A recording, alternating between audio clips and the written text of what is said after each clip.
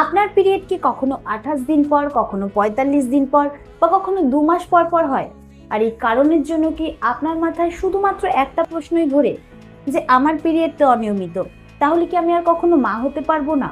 অথবা হয়তো আপনি অনেকের কাছে শুনেছেন যে পিরিয়ড ঠিকঠাকভাবে না হলে বাচ্চা হয় না। তো এই কারণগুলো যদি আপনার মাথায় ঘোরে, তাহলে এই ভিডিওটি শুধুমাত্র আপনার জন্য।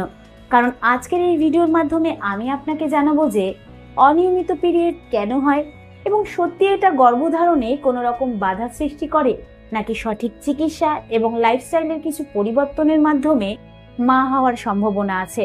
আর এরই সাথে শেষে থাকছে এমন 3টি টিপস যা আজকের থেকে শুরু করলে আপনি আপনার লক্ষ্য পূরণের দিকে এক ধাপ এগিয়ে যেতে পারবেন। নমস্কার, আমি মাধুরী দাস, হেলথ কনসালটেন্ট। তো চলুন শুরু করা যাক।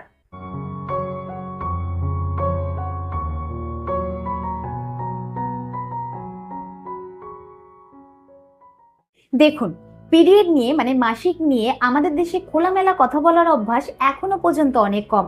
আর এই বিষয়ে ডাক্তারের কাছে যেতে অনেকেই লজ্জা পায় এবং ইন্টারনেটে খুঁজলে সঠিক তথ্য পাওয়া মুশকিল হয়ে দাঁড়ায়। তবে ঘাবড়ানোর কিছুই নেই। বিশ্ব স্বাস্থ্য সংস্থা অর্থাৎ WHO তথ্য অনুযায়ী প্রাপ্তবয়স্ক প্রতি 5 জন মহিলাদের মধ্যে একজন মহিলা অনিয়মিত পিরিয়ডের সমস্যায় ভোগেন। আর এই সমস্যাটি কিন্তু খুবই কমন একটি সমস্যা, বাট বেশিরভাগ ক্ষেত্রেই এই সমস্যার সমাধান করা সম্ভব।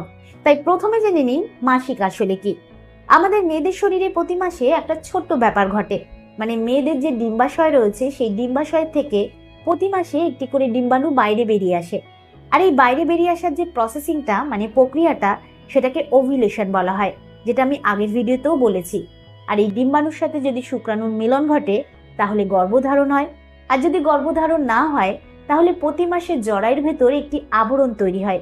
সেই আবরণটি কিন্তু তখন ঝরে বাইরে বেরিয়ে আসে, আর সেটাকেই মাসিক বলা হয়। কিন্তু ইস্ট্রোজেন এবং প্রোজেস্টেরন হরমোনের ভারসাম্য নষ্ট হয়ে গেলে মাসিক অনিয়মিত হয়ে যায়, মানে ঠিকঠাক ভাবে হয় না।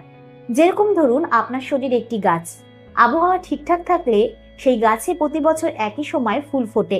কিন্তু যদি আবহাওয়ার ভারসাম্য নষ্ট হয়ে যায় তাহলে ফুল কখনো আগে ফোটে, কখনো পরে ফোটে বা কখনো ফোটেই না।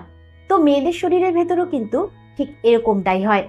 মানে সহজ কথায়, পিরিয়ডের অনিয়ম আপনার শরীরকে একটি সংকেত দেয় যে আপনার ভেতরের হরমোনের ভারসাম্য নষ্ট হচ্ছে। কিন্তু এই হরমোনের ভারসাম্য নষ্ট হওয়ার কারণ কি? যেরকম 1 নম্বর হলো পিসিওএস। এই পিসিওএস কিন্তু আজকাল সবচেয়ে বেশি দেখতে পাওয়া যায়।